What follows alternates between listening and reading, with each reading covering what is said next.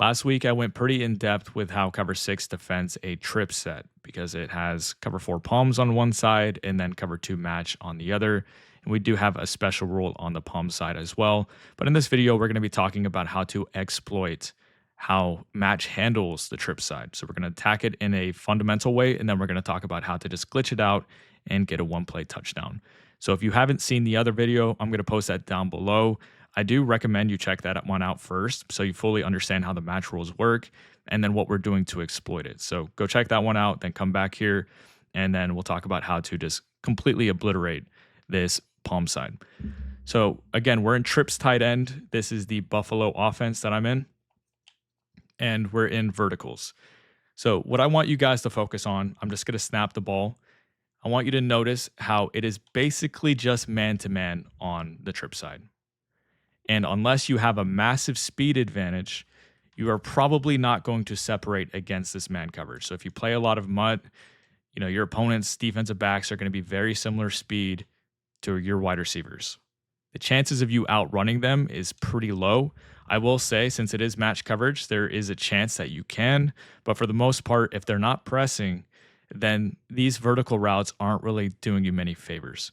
So the first step is to think about match, in this case, like man coverage, especially this outside receiver. We talked about that in the previous video, how it's Meg, which means it's man-to-man no matter what on that outside receiver.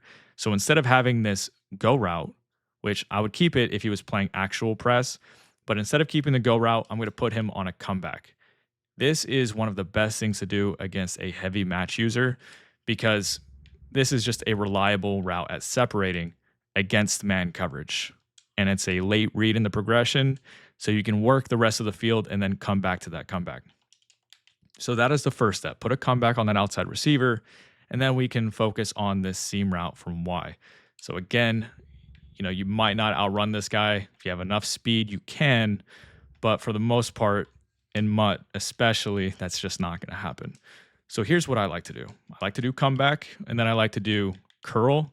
And if you keep the curl at the standard depth against an off-coverage quarter flat defender, I would say that it's not the greatest because he doesn't fully turn his back. And I'd prefer that he turn his back before throwing that curl. So I'd put him on a curl and then stem him up one time with a D-pad. And that's going to force that quarter flat defender to turn his back. So then on the break, we have more of a chance of, catching that if we don't get popped like that. So let's try that one more time.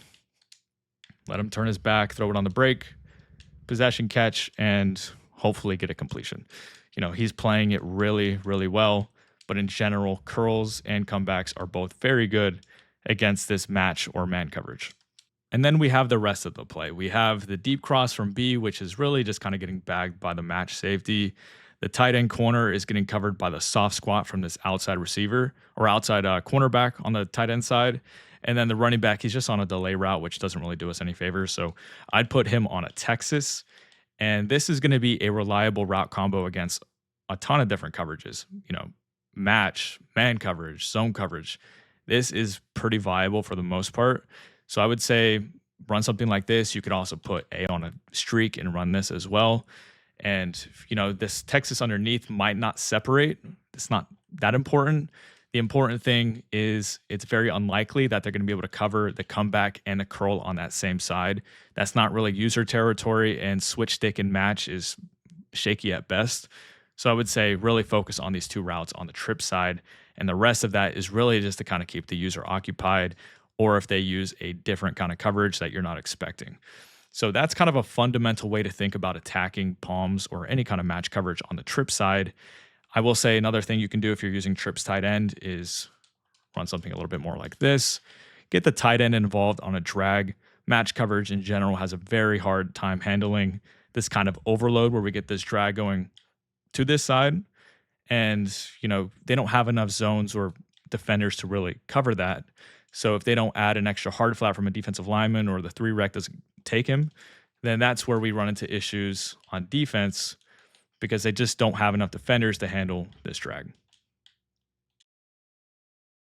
So this video is getting a little bit longer than expected, so I'm going to split this up into two separate videos. This one was more about attacking palms logic with trips in a very fundamental way. And then in the next video, we're going to talk about how to just completely destroy palms logic on the trip side for a one play touchdown. So be on the lookout for that. I'm going to post that very soon.